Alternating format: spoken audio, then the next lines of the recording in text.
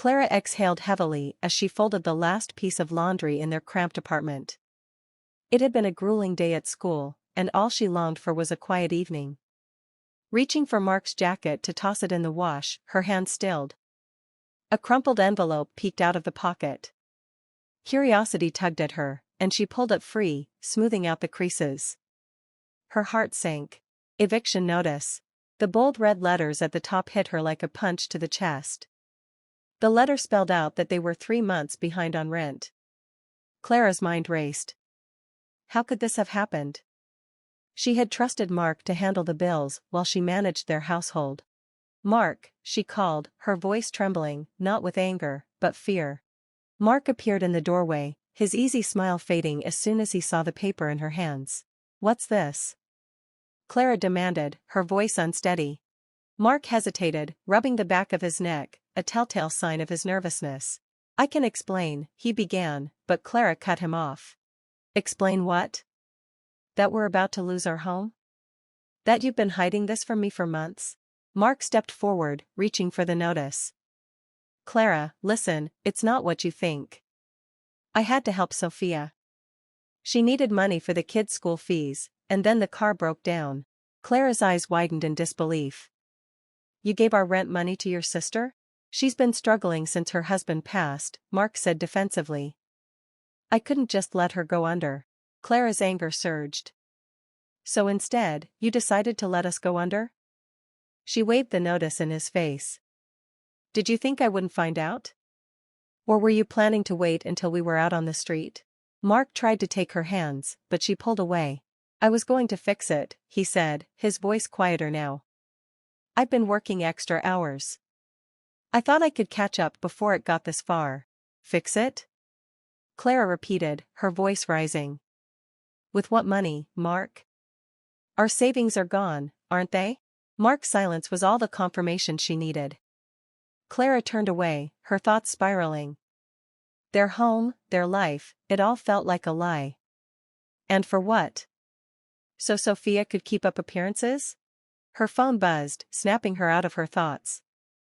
It was a text from Sophia herself. "Can't wait for family dinner tomorrow. Love you both." The irony stung, and Clara let out a bitter laugh. Sophia, who was supposedly struggling, had time to plan dinners while they faced eviction. "I can fix this," Mark said again, his voice pleading now. "I just need more time." Clara stared at him, the man she'd married 5 years ago, now a stranger. "You made your choice, Mark," she said coldly. "And it wasn't me." Mark froze in the doorway as Clara turned back to the laundry. She didn't know how they would get through this, but one thing was certain, the trust between them had shattered. The next morning, Clara woke early. Sleep had been elusive, her mind replaying the events of the night before. The eviction notice sat on the kitchen counter, glaring at her like a bad omen. She sipped her coffee, staring at it, her thoughts a tangled mess. How had they gotten to this point? Had she been blind to Mark's actions, too trusting to see the warning signs? Mark was still asleep, or pretending to be. Clara didn't care. She needed space. Grabbing her bag, she left the apartment, letting the door slam behind her. Her destination was clear, Tina. Tina's office was in the heart of downtown Portland. Clara had barely texted her friend a brief summary of the situation before Tina called back, her tone sharp and concerned. "Get here. Now." When Clara arrived, Tina was waiting outside, leaning against the building with 2 steaming cups of coffee in hand. "This better be a joke," Tina said, handing one to Clara as they started walking. "I wish it was," Clara muttered. She recounted everything, the eviction notice, the drained savings, Mark's excuses, and Sophia's constant demands. Tina listened silently, her expression darkening with every word. When Clara finished, Tina stopped walking and turned to face her. "You're telling me Mark gave away your savings without telling you? While you're working yourself to the bone to keep things afloat?" "Yes," Clara whispered. Saying it out loud only made the betrayal cut deeper. Tina sighed, shaking her head. "This isn't just a bad decision, Clara. It's a betrayal. He didn't even give you a chance to weigh in, he just took from you." Clara's throat tightened. "I keep asking myself why he didn't trust me enough to tell me. I could have helped figure something out. Because he didn't want to hear no, Tina said bluntly. It's easier to ask for forgiveness than permission, especially when he's trying to please Sophia. The mention of Sophia made Clara's blood boil. She's been living with us for months, Tina. Months? I thought she was trying to get back on her feet, Clara said, her voice tight. But now it feels like she's just using us, and Mark's letting her. Tina gave her a long look. You need to figure out where your line is, Clara. What's the limit before you've had enough? Clara didn't answer. She wasn't sure where her limit was yet, but she knew she was getting close. That evening, Clara returned home to find Sophia sprawled on the couch, scrolling through her phone. The television blared a reality show in the background, and the faint smell of popcorn lingered in the air. Her 2 young children darted around the living room, toys scattered everywhere. Clara. Sophia called brightly, as if everything was fine. Dinner's almost ready. Hope you don't mind, I used that fancy pasta you bought last week. The kids were craving something special. Clara clenched her jaw. Fancy pasta. The same pasta she and Mark had been saving for a rare date night. Forcing a tight smile, she replied, "No problem," and walked into the kitchen, where Mark was stirring a pot on the stove. He looked up, guilt etched across his face. Clara, not now, she cut him off, her voice sharp. She grabbed a glass of water and left, ignoring the tension that clung to the air like a storm cloud. The next day, Clara sat in her classroom during her lunch break, staring at her phone. A notification had popped up from Sophia's Instagram account. Against her better judgment, she opened it. The post showed Sophia's kids in brand new outfits, holding shopping bags from an upscale mall. The caption read, "Fresh start, new beginnings, so blessed." Clara's stomach churned. How could Sophia flaunt expensive purchases while they were on the brink of eviction? Frustration bubbled up inside her, and she texted Tina immediately, "Wine, my place, tonight." Tina arrived that evening with 2 bottles of red wine and a grim expression. As Clara vented, pouring out the details of Sophia's latest outrage, Tina shook her head. "She's bragging about her life on Instagram while draining yours? And Mark just stands by and lets her?" "Exactly," Clara exclaimed. "Then stop letting him," Tina said firmly, pouring Clara a generous glass of wine. "You don't owe them anything, Clara. If they're going to treat you like a doormat, it's time to show them the door." Clara stared at the swirling wine in her glass. Tina was right, but it wasn't that simple. She had loved Mark. She had trusted him. Letting go of their life together wasn't a decision she could take lightly. The family dinner the following evening was everything Clara had expected, and worse. Sophia arrived early with a casserole dish, immediately taking charge of the kitchen as if it were her home. Mark hovered around her, eager to help and hanging on her every word. Sophia played the role of the grieving widow, her children once again the center of attention. Clara sat through it all in silence, her appetite gone. She listened as Sophia's mother, Linda, praised Mark for being such a good brother and scolded Clara for not being more understanding of family struggles. Finally, Clara had enough. She set her fork down with a sharp clink and looked directly at Sophia. "Do you want to tell everyone the truth, or should I?" The room fell silent. Sophia blinked, feigning innocence. "What do you mean?" "I mean the truth about where the money really went, the shopping, the trips, the expensive meals," Clara said, her voice steady despite the anger simmering beneath the surface. "The money Mark took from me to give to you." Linda gasped, her hand flying to her chest. Mark's face drained of color, and he looked as though he wanted to disappear. Sophia's face hardened. "I don't know what you're talking about." Clara pulled her phone from her pocket, opened the screenshots of Sophia's Instagram posts, and slid it across the table. "Don't you? Because this doesn't look like someone who's struggling." Sophia glanced at the screen, her face pale. I was going to pay it back," she stammered. "When?" Clara demanded. "After we were homeless? You've been lying to us this whole time, Sophia, using your kids as an excuse to live off us while we fall apart." Linda tried to interject, but Clara held up a hand. "No, Linda, you don't get to lecture me about family loyalty when your daughter has been stealing from me." The table was silent. Clara stood, her chair scraping loudly against the floor. "I'm done," she said, her voice firm. "I won't let you drag me down with you." Without waiting for a response, she walked out, leaving them to sit in the mess they had created. Back at the apartment, Clara began packing her things. She didn't know what her next step would be, but one thing was certain, she couldn't stay. As she folded clothes into a suitcase, Mark appeared in the doorway, his voice heavy with emotion. "Clara, please don't do this, we can fix it." She looked at him, the man she had once loved so deeply, now a stranger. "You made your choice, Mark," she said quietly, "and it wasn't me." Mark's shoulders slumped as Clara zipped up her suitcase. The weight of his betrayal hung heavy between them, and Clara knew it was a burden she could no longer carry. Tina placed a steady hand on Clara's shoulder. "You're not walking away, Clara, you're rebuilding. Trust me, this time, you're going to build something so much stronger." The next day, Clara's phone buzzed with a message from Mark. It was brief and to the point. "Can we talk? Just us." Clara stared at the text for a long moment, her emotions swirling in a storm of anger, sadness, and curiosity. Part of her wanted to ignore it entirely. Another part, the part that remembered the man she'd fallen in love with, wanted answers. After a deep breath, she typed back, "Fine, tomorrow, at the park."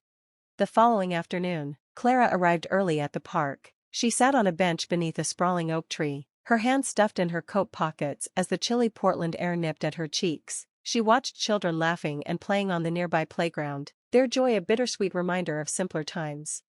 Mark arrived a few minutes later, looking tired and disheveled. His once pristine appearance had given way to wrinkled clothes and a shadow of stubble. "Thanks for meeting me," he said quietly, sitting beside her. Clara didn't respond right away. She kept her gaze on the playground, watching a father push his daughter on a swing. Finally, she turned to Mark, her expression hard. "What do you want?" Mark sighed, running a hand through his messy hair. "I messed up, Clara, I know I did. I should have told you about the money, the bills, everything. I thought I could fix it on my own." "By lying to me?" Clara shot back, her voice sharp. "By taking our savings without even asking?" Mark flinched as if her words physically struck him. "I didn't mean to hurt you, I was just trying to help. Sophia, she's been through so much, losing her husband, raising 2 kids alone." "And what about me, Mark?" Clara interrupted, her voice rising. "What about us? Do you think this hasn't been hard for me too? I was your partner, you were supposed to trust me. Instead, you chose to betray me." "I didn't see it that way," Mark said quietly, his voice tinged with regret. "I thought I was doing the right thing." "For who?" Clara asked, her eyes narrowing. "Because it sure wasn't for us." Mark looked down at his hands, his shoulders slumping. "You're right," he admitted. "I let my guilt over Sophia's situation cloud my judgment. I put her needs above yours, above ours. And I'm sorry." Clara shook her head, a bitter laugh escaping her lips. "Sorry doesn't fix this, Mark. Sorry doesn't pay the rent or undo the damage you've done." "I know," Mark said, his voice earnest, "but I want to make it right. I've started therapy. I've been talking to my boss about taking on extra work to pay back what I took. I'm trying, Clara." Clara stared at him, searching his face for a glimpse of the man she had once trusted implicitly. She could see the regret in his eyes, but regret wasn't enough. Trust, once broken, wasn't so easily repaired. "I appreciate that you're trying," she said finally, "but I don't know if I can forgive you for this." Mark nodded slowly, as if he'd been expecting her response. "I understand, but I'm not giving up on us, Clara, not yet." Clara didn't reply. She wasn't sure what to say. Part of her wanted to believe him, to cling to the hope that they could rebuild what had been lost. But another part, the part that had been betrayed, wasn't ready to let go of her anger. Later that evening, Clara returned to the apartment for the first time in days. Mark wasn't home, but Sophia was. She sat on the couch, her children playing quietly on the floor. When Clara walked in, Sophia looked up, her expression a mix of guilt and defiance. "Clara," Sophia said hesitantly, standing as if to greet her, "can we talk?"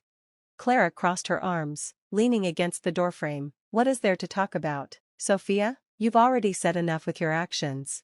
Sophia wrung her hands nervously. "I know I've messed up. I know I've taken advantage of you and Mark. And I'm sorry."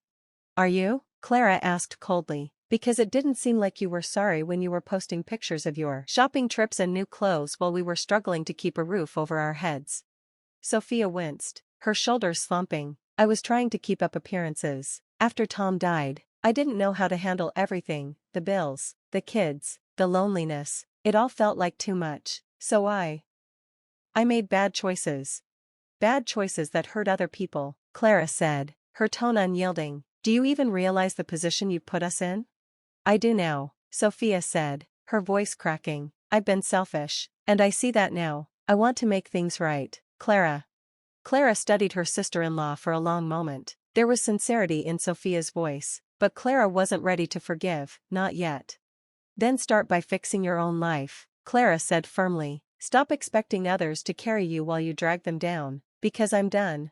Sophia nodded, tears welling in her eyes. I will, I promise. Clara didn't respond. Instead, she turned and walked to her room, shutting the door behind her. For the first time in months, she felt a flicker of peace, not from reconciliation, but from drawing her boundaries and reclaiming her space. Sophia stood with tears streaming down her face, her voice trembling with sincerity. I will, Clara, I promise I'll make things right. Clara stared at her, unsure whether to believe the words. Sophia had always been good at playing the victim, but this time there was something different in her tone, something genuine. We'll see, Clara said finally, her voice steady. Actions speak louder than words. Sophia, if you really want to make things right, show me. Sophia nodded, wiping her tears. I will, I promise. That night, Clara sat alone in the apartment, her mind racing. The confrontation with Sophia had left her drained but also strangely hopeful. Maybe, just maybe, things could change, but she knew better than to let her guard down. Promises were easy to make, but much harder to keep. As she stared out the window at the city lights, Clara realized one thing with clarity: she needed to prioritize herself. She couldn't keep sacrificing her happiness and stability for others. It was time to take control of her own life. With a renewed sense of determination, she picked up her phone and started making a plan. She didn't know what the future held, but she knew one thing for sure: no one else would dictate her path again. A week later, Clara sat in the corner booth of a small coffee shop in downtown Portland, a familiar spot from her marriage to Mark. This time, however, the visit felt different. She had requested to meet him here, not to rekindle anything, but to find closure for the unresolved. Mark arrived a few minutes late, his shoulders slightly hunched, his expression weary. He spotted Clara and gave her a hesitant wave before approaching the table. Hey, he said, sitting down across from her. Clara nodded, folding her hands on the table. Hey. The silence between them was heavy. Clara studied him for a moment. He looked thinner, older, as if the weight of everything had finally caught up with him. It wasn't anger she felt toward him anymore, just a quiet sadness. I wanted to talk about what happens next, she said finally, her voice calm but firm. It's time to make decisions. Mark nodded, his eyes dropping to the coffee cup in front of him. I get it. I've been thinking about it too. I've been staying at a motel for now, but I found a roommate situation that's more permanent. Clara raised her eyebrows. A roommate? Yeah, Mark said softly. I need to figure out who I am without everything else, without Mom's influence, without Sophia leaning on me. I've started therapy too. That's a good step, Clara said, surprised by his candor. Mark met her gaze for the first time. I know I can't undo what I've done, Clara, but I want you to know I'm sorry for breaking your trust, for not putting you first, for all of it. Clara nodded slowly. I appreciate that, Mark, but this isn't just about apologies, it's about actions. I need to move forward, and I can't do that if I'm tied to this mess. Mark looked away, his jaw tightening. Does that mean you're filing for divorce? Clara exhaled. She had thought long and hard about this. Yes, she said finally. It's what's best for both of us. We need to start over separately. Mark nodded, his expression pained but accepting. I understand. I don't want to hold you back anymore. For the first time in months, Clara felt a small weight lift off her shoulders. The decision, though painful, felt right. A week later, Clara was back at the apartment, boxing up her belongings. Mark had already moved out, leaving her the space to pack in peace. Sophia and her kids had left too, opting to stay with Linda temporarily. The quiet was both eerie and comforting. As she packed, Clara found an envelope tucked into one of the kitchen drawers. It was addressed to her, the handwriting unmistakably Sophia's. She opened it cautiously, expecting yet another apology. Instead, she found a check and a short note. Clara, I know this doesn't fix everything, but it's a start. I've been working and saving, and I'm going to pay back every cent I owe you. Thank you for being the one who forced me to wake up. You didn't have to, but you did. I'll never forget it. Sophia. Clara stared at the check, her emotions a mix of surprise and disbelief. It wasn't a large amount, but it was a step, a tangible effort to repair the damage. Months passed. Clara moved into a small one-bedroom apartment across town, closer to her school. The space was modest, but cozy, filled with sunlight and the hum of new beginnings. She began focusing on herself for the first time in years, rediscovering hobbies she had once loved, like painting and hiking. Tina remained her constant support, their friendship growing even stronger. One evening, as Clara sat on her balcony, sketching the city skyline, her phone buzzed. It was a text from Tina. "You're going to want to see this. Check Sophia's Instagram." Clara hesitated before opening the app. Sophia had been quiet on social media for months, but her latest post showed her kids at a park, smiling wide as they played. The caption read, "Starting fresh, new job, new outlook, grateful for second chances." Clara stared at the screen, a small smile tugging at her lips. Maybe, just maybe, Sophia was turning things around. A year after everything had fallen apart, Clara found herself back at the same coffee shop, but this time for a different reason. She was meeting Tina to celebrate a milestone, her promotion to department head at her school. As Clara sipped her coffee, she thought about how far she had come. The pain of betrayal had lessened, replaced by a quiet strength. She no longer felt defined by the mistakes of others. Instead, she had rebuilt her life on her terms. "Here's to starting over," Tina said, raising her mug in a toast. Clara clinked her mug against Tina's, a genuine smile on her face. "Here's to growth."